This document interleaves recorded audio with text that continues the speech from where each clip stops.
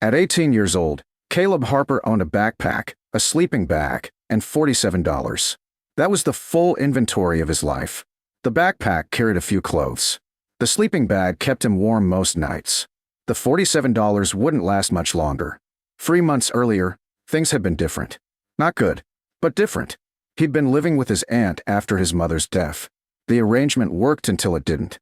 One evening, she sat him down at the kitchen table. "We can't keep doing this."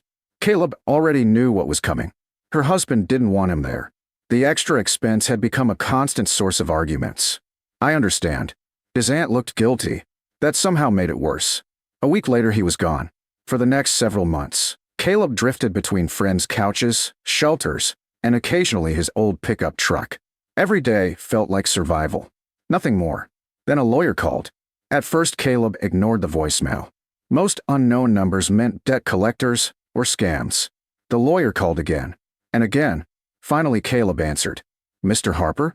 "Yeah. My name is Robert Langley. I'm handling the estate of your late mother." Caleb sat upright. His mother had died nearly a year earlier. Cancer. Fast. Cruel. There hadn't been much left behind. At least that's what everyone said. "What estate?" The lawyer hesitated. "There's a property." Caleb laughed. "My mother didn't own property." Actually, she did. That got his attention. According to the lawyer, his mother had inherited a cottage from a distant relative years earlier. For reasons nobody fully understood, she never sold it, never mentioned it, never even visited it. The property had simply existed, waiting. Now it belonged to Caleb. 2 days later he arrived at the address. The cottage sat nearly 20 miles from the nearest town. Dense forest surrounded everything. The road leading there barely qualified as a road, more like a trail. Then he saw the house, and immediately understood why nobody wanted it. The structure looked abandoned. Half the windows were boarded up, paint peeled from every wall. The roof sagged in several places. Weeds consumed the yard. A rusted wheelbarrow lay tipped over near the porch. The place looked one strong storm away from collapse. Caleb parked and stared. "This is it," a nearby voice answered. "Afraid so." An elderly man emerged from across the road. Gray beard, work overalls, weathered face.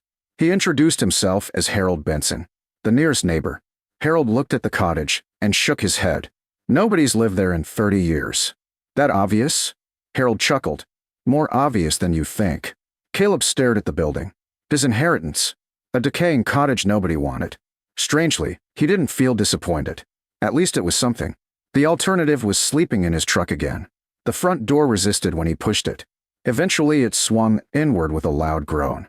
Dust floated through beams of sunlight. The smell of age filled the air.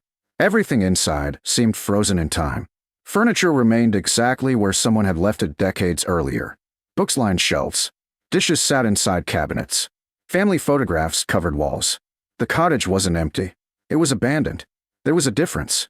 Caleb spent the first day cleaning. Then another. Then another. The more work he completed, the stranger the house became. Every room contained evidence of a life abruptly interrupted. Letters, journals, receipts, photographs. Nothing valuable. Nothing explaining why his mother had kept the place. Then, on the 4th day, he discovered the attic. A narrow staircase hidden behind a closet led upward. Most of the attic contained junk. Broken furniture, boxes, old clothing. Then he found a trunk. Unlike everything else, it was locked. A brass nameplate sat on the front. Evelyn Harper, his grandmother, the woman he barely remembered. Curiosity immediately took over. The lock was old. Rusted weakened it. Within minutes he forced it open. Inside were photographs, letters, documents, and one leather journal. The first page contained his grandmother's name. The second page contained a sentence that made him stop breathing. "If you're reading this, the cottage is finally yours." Caleb slowly sat down. The journal wasn't addressed to his mother. It was addressed to him, specifically him. Page after page described events he had never heard about. Family arguments, property disputes, mysterious visitors, threats. Then he reached an entry dated 27 years earlier. The handwriting became shakier, more urgent. They still haven't found what they're looking for. Caleb frowned. What were they looking for? The next pages referenced something hidden beneath the property. Something important enough that strangers repeatedly offered money for the cottage. Huge amounts of money. His grandmother always refused. One final entry stood out. If Caleb ever inherits this place, tell him to start with the cellar. The cellar. His pulse quickened. Until that moment, he hadn't even known the cottage had a cellar. He spent the next hour searching. Eventually, he found a small wooden door hidden beneath a rug in the kitchen. The entrance blended almost perfectly into the floor. No wonder he'd missed it. The cellar stairs descended into darkness. Cold air drifted upward. Caleb grabbed a flashlight. The basement looked ordinary at first. Stone walls, old shelves, storage containers. Nothing unusual. Then he noticed something strange. One section of wall appeared newer than the rest. Not new, just newer. The stones were slightly different. The mortar cleaner. Almost like someone had rebuilt that section. His heart began racing. Slowly he approached. The wall sounded hollow when tapped. Very hollow. Caleb found an old hammer nearby. One loose stone became two. Then three. Dust filled the air. Behind the wall sat a steel door. Hidden. Locked.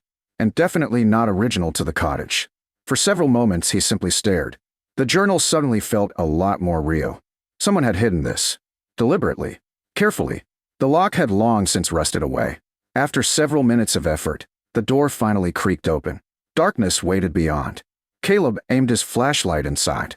The beam illuminated shelves, crates, metal cabinets, an underground room far larger than the cellar itself. And at the center stood a wooden table. A single envelope rested on top. Across the front, written in faded ink, were 4 words. For Caleb Harper only. His pulse thundered. Hands shaking, he opened the envelope. A folded letter slid out. The handwriting belonged to his mother. The first sentence made his blood run cold. If you found this room, then the people looking for it have probably found you too. At that exact moment, a loud engine echoed outside. Then another, and another. Caleb rushed toward the cellar stairs. Through a basement window, he caught sight of 3 black SUVs pulling into the cottage driveway. Caleb's heart nearly stopped. 3 black SUVs rolled into the driveway. Gravel crunched beneath their tires. The vehicles parked in a deliberate formation. Not visitors. Not lost travelers. These people had come for the cottage. His mother's letter trembled in his hands. For several seconds, he simply stared through the basement window. Then doors opened. 5 men stepped out. One of them looked familiar. Older. Gray-haired. Expensive coat. Caleb had seen him before. At his mother's funeral. The realization hit instantly. His Uncle Martin. A relative he hadn't spoken to in years. A loud knock echoed through the cottage. Then another. Caleb unfolded the rest of the letter. Do not let Martin find the documents. His stomach tightened. Too late. Martin was already here. The letter continued. The room you're standing in contains proof of what this land truly is. Proof? Not treasure? Not money.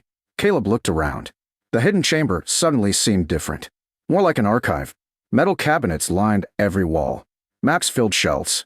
Boxes overflowed with paperwork. Another knock rattled the front door. Caleb, Martin's voice. Open up. Caleb ignored him. Instead, he continued reading. Your grandmother protected this secret for 30 years. I protected it for 12 more. Now it's your responsibility. The next page contained maps. Detailed maps. Property boundaries. Survey markers. Geological reports. And one phrase repeated throughout the documents. Harper Ridge Aquifer. Caleb frowned. Aquifer? He wasn't an expert, but he knew it meant water. A lot of water. He opened a nearby file cabinet. More reports. Environmental studies. Government records. Then he found a modern appraisal. His eyes widened. The protected water rights beneath the property were valued at over $100 million. Not because of gold. Not because of oil. Because freshwater had become incredibly valuable. The hidden aquifer beneath the ridge supplied clean groundwater across the entire region. For decades, corporations had quietly attempted to gain control of it. His grandmother refused. His mother refused. Now they wanted him to surrender it. The pounding on the front door became louder, then suddenly stopped. A voice outside shouted, "Go around back." They were entering. Fast. Caleb grabbed the most important folders and shoved them into his backpack. Then he noticed something else. A second envelope taped beneath the table. This one was newer. His mother's handwriting again. If they arrive before you finish reading, use the tunnel. Tunnel? Caleb scanned the room.